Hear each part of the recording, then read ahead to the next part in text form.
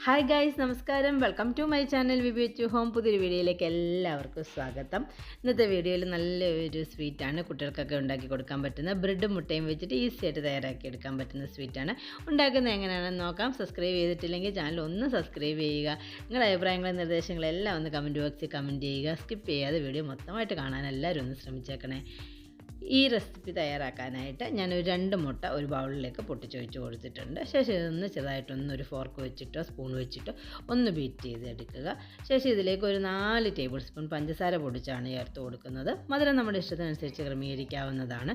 4 table spoon പഞ്ചസാര ഇട്ട് കൊടുത്തു കഴിഞ്ഞാൽ അത്യാവശ്യം മധുരം കിട്ടും. പഞ്ചസാര നല്ലതുപോലെ മുട്ടയിൽ മിക്സ് ചെയ്തെടുക്കണം.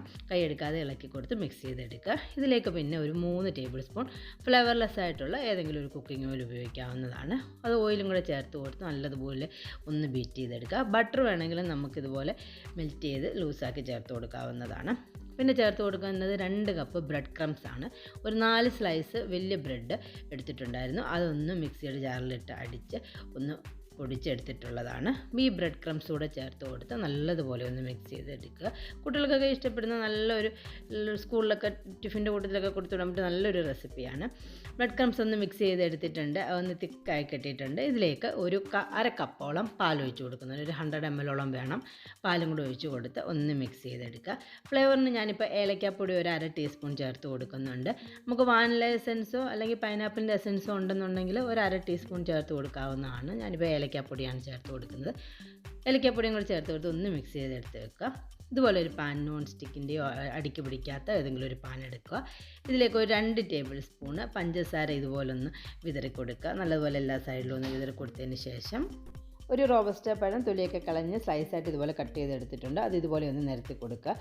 അധികം പുളിയില്ലാത്ത ഏത് പഴം വേണമെങ്കിലും ഉപയോഗിക്കാം. നേന്ത്രപ്പഴം ഉപയോഗിക്കുന്നെങ്കിൽ നേന്ത്രപ്പഴത്തിൻ്റെ സ്ലൈസിൻ്റെ തിക്നെസ് അല്പം ചെറിയതായിട്ട് തിക്നെസ് കുറച്ച് കട്ട് ചെയ്തെടുക്കുക. ശേഷം പഴം ഇതുപോലെ സ്പ്രെഡ് ചെയ്ത് കൊടുക്കുക. ഇങ്ങനെ നിരത്തി വെച്ച് കൊടുത്തതിന് ശേഷം നിങ്ങൾക്കിപ്പോൾ കാണാൻ പറ്റും. അതുപോലെ വെച്ച് കൊടുത്തതിന് ശേഷം നമ്മൾ റെഡിയാക്കി എടുത്ത് വെച്ചിട്ടുള്ള ബാറ്ററും കൂടെ ഒഴിച്ച് കൊടുത്ത് ഇതുപോലെ സ്പ്രെഡ് ചെയ്യണം. ശേഷം ഇതിലേക്ക് ഗാർണിഷ് ചെയ്യാനായിട്ട് ഞാൻ അല്പം ടൂറ്റി ഫ്രൂട്ടി എടുത്തിട്ടുണ്ട്. അതൊന്ന് ഇതുപോലെ ഒന്ന് ചെറുതായിട്ടൊന്ന് വിതറി കൊടുക്കുക. അല്പം ഉണക്കമുന്തിരിങ്ങ എടുത്തിട്ടുണ്ട്. അതൊന്ന് വിതറി കൊടുക്കുന്നുണ്ട്. നട്ട്സോ ഡ്രൈ ഫ്രൂട്ട്സോ ഏതെങ്കിലും നമുക്കിതുപോലെ ഗാർണിഷ് ചെയ്യാനായിട്ട് ഉപയോഗിക്കാവുന്നതാണ്. ഈ നല്ല ലോ ഫ്ലെയിമിൽ വെച്ചിട്ട് ഒരു അടപ്പ് വെച്ച് അടച്ച് 15 മുതൽ 18 മിനിറ്റ് വരെ സമയം എടുക്കും നമുക്കിതൊന്ന് വേവിച്ചെടുക്കാനായിട്ട്. ഇടയ്ക്ക് അടപ്പൊന്നും തുറന്ന് നോക്കണ്ട. അടിക്ക് പിടിക്കാത്ത പാത്രമാണെന്നുണ്ടെങ്കിൽ അടിക്ക് പിടിക്കത്തില്ല.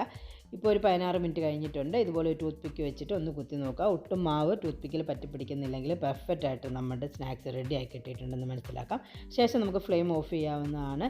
ശേഷം നല്ലതുപോലെ ചൂടെല്ലാം ഒന്ന് പോയി ആറിയതിന് ശേഷം ഇതുപോലെ ഒരു തവി വെച്ചിട്ട് ഒന്ന് ഇളക്കിയതിന് ശേഷം ഇതുപോലെ ഒരു പാത്രത്തിലേക്ക് ഒന്ന് തട്ടിയിട്ട് കൊടുക്കാം. നല്ലൊരു ഈവനിങ് സ്നാക്സ് റെഡി ആയിട്ടുണ്ട്. ഇത് നമ്മുടെ ഇഷ്ടത്തിനനുസരിച്ചുള്ള ആകൃതിയിൽ ഷേപ്പിൽ കട്ട് ചെയ്ത് യൂസ് ചെയ്യാവുന്നതാണ്. കുട്ടികൾക്കൊക്കെ ഉണ്ടാക്കി കൊടുക്കാൻ പറ്റുന്ന നല്ലൊരു റെസിപ്പിയാണ്. എല്ലാവരും തയ്യാറാക്കി നോക്കുക. അഭിപ്രായങ്ങളും നിർദ്ദേശങ്ങളൊക്കെ കമൻറ്റ് ചെയ്യുക. സബ്സ്ക്രൈബ് ചെയ്തിട്ടില്ലെങ്കിൽ ചാനൽ സബ്സ്ക്രൈബ് ചെയ്യുക. പുതിയ പുതിയ വിഭവങ്ങളുമായിട്ട് കാണുന്നിടം വരെ ബൈ ഗൈസ്. Thank you.